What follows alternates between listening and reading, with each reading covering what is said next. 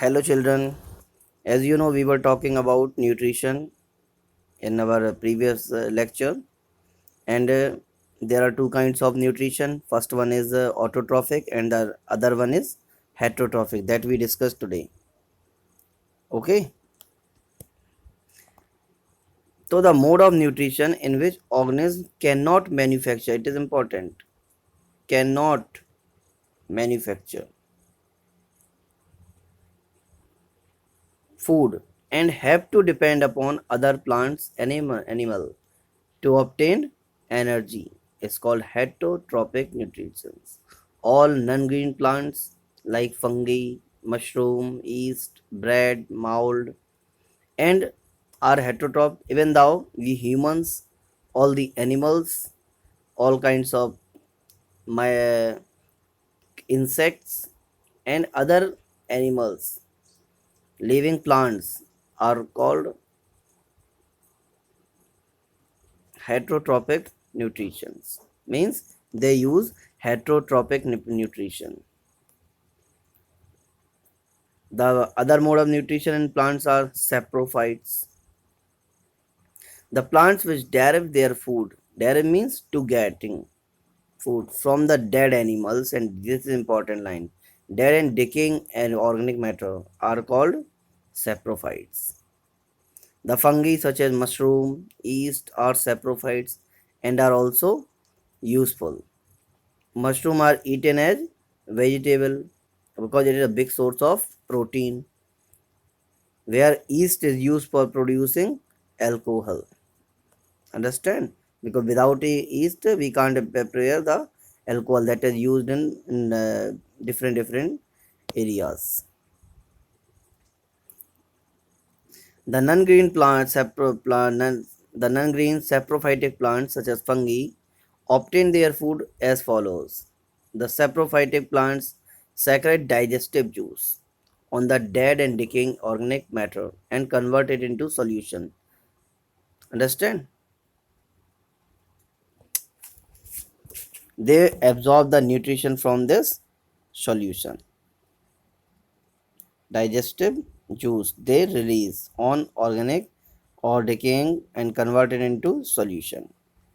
Okay, and as have you ever seen the animal that is died and thrown by the village person in the roadside areas? You know, some flesh, most of the flesh is eaten by the dogs and the other animals, but lastly there remain lot of flesh in that body, so that flesh is slowly is automatically disappear because the non-green saprophytic plant like fungi or start working on them, and they just melt them. Melt means they just make a solution of their flesh, and lastly the bones are remained and the whole flesh they will make a solution and take as food. Okay, next one is parasites. Parasite means that live in others body.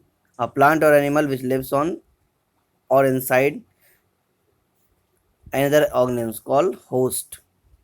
This will study this you have studied in the previous classes. And there is food. It is called parasites. Means that live in others body like human body, like animals body, like or other plants. Parasites are two type,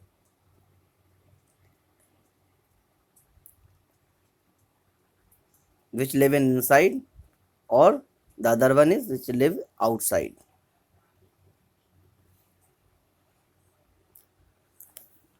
The parasite that live in our inside body, that is called endoparasite, and the parasite that is live in our outside our body, yeah, outside other animals body, that is called ectoparasites.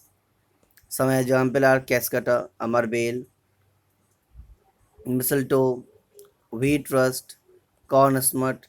The amarbale you have seen where light yellow plant, then we throw it on other plants, so it start developing, but the host plant is very slowly harming and drying because most of the nutrition is sucked by the amarvale or cascata. The next plant is insectivorous plant means plant that they will live on to complete their hunger on others insects. These plants are actually usually green so they can make their own food. But on this topic, I have made a very nice video. You can go to YouTube and visit my channel, Online Study with Vinay. There I made a very nice video on them with a very nice picturization. So you can go and watch there. The soil in which they grow in sometimes deficient in certain nutrients means they are especially nutrition, nitrogen. Hence, these plants need to obtain these nutrients from outside sources because they are only nitrogen, not other nutrition. So they are depend to get their nutrition from outside sources. Some of the common are pitcher plant, Venus flytrap, and sundew. Okay. In the pitcher plant, you can see the picture. The leaf is modified to form a tubular pitcher-like structure means that is called in Hindi ghada. The inside the pitcher is lined with round pointing hair. Understand? Like this type of activity. When an insect come inside it, so there are very light hair is found. So there is a way to come inside, but not way to get outside. Okay, because these hair trap it, and there is a solution filled inside, so it will digest the insect. Okay, the next is Venus flytrap. Look at here. This is the eye like structure. When any animal sit on that, they will just close. The trap of Venus flytrap is highly modified leaf on the inner surface. Red is here. They look at here. The color inside the this plant is red. When anything touches their hair, the two lobes of the leaves snap shut, like one from this side and one from this side, like our eyes shut. The leaves of sundew have tentacles. Tentacles means the fine class of fiber-like structure, and they are very sticky. Once anyone sit on them, so they that insect is just stick to that. An insect get stuck in the substance and become entangled. The helpless insect then digested by the digestive juices. Okay.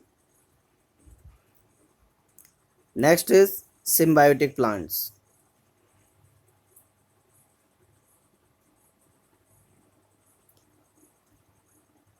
Next is symbiotic plants.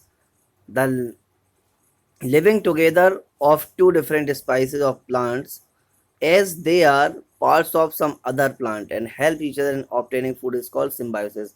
Means suppose that this is the different kind of plant and this is a another different kind of plant, but they are helping to each other. This help in getting food to this plant, and this help to the helping this plant to getting food. That is process is called symbiosis. Means living together of two plants or different species and becoming helpful and helping to obtain food is called a symbiosis. The green colored plant alga and non-green plant fungus live together. The fungus plants absorb the water and mineral salts from the surroundings and supply them to alga, and alga plant being green to prepare food by photosynthesis and share it with fungus. Okay, look at here. This is a picture. How nutrients are replenished in the soil. This is very important topic because day by day we are using different kinds of fertilizer and consuming a lot of products from the soil, so our soil is becoming unfertile. So how we can again make it fertile? So that is called replenishing of nutrients. The plant nutrients like nitrogen, phosphorus, potassium are present in the soil naturally. When the plants are grown, they absorb the nutrients from the soil, due to which the amount of plant nutrients in soil goes on decreasing, because we know we do agriculture on a big space. So very large around of large number of plants we grow on agriculture, so they took the nutrition or the nutrients. So fertilizers and manures are added to the soil. As we know, ammonium phosphate, like DAP, urea, that the soil gets enriched with nutrients like nitrogen, phosphorus, and potassium. The crop plants can then grow well in soil.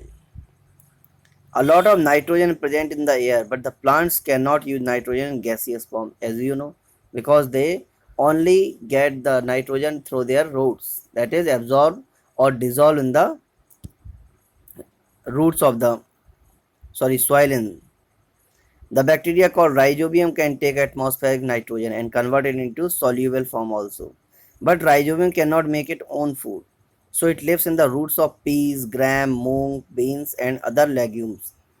Means pulses like material, दालों वाले material में. But the what to do others are have no capability of making nitrogen in soluble form because they don't have the rhizobium bacteria.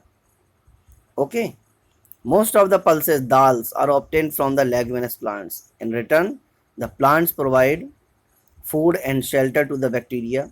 Thus, they have symbiotic relationship. This association is very useful to the farmers. Farmers help plants and plants help to farmers. So there is symbiosis happened. Okay. So I have believe that you have learned or understand whatever I explained. Have a good day. Bye.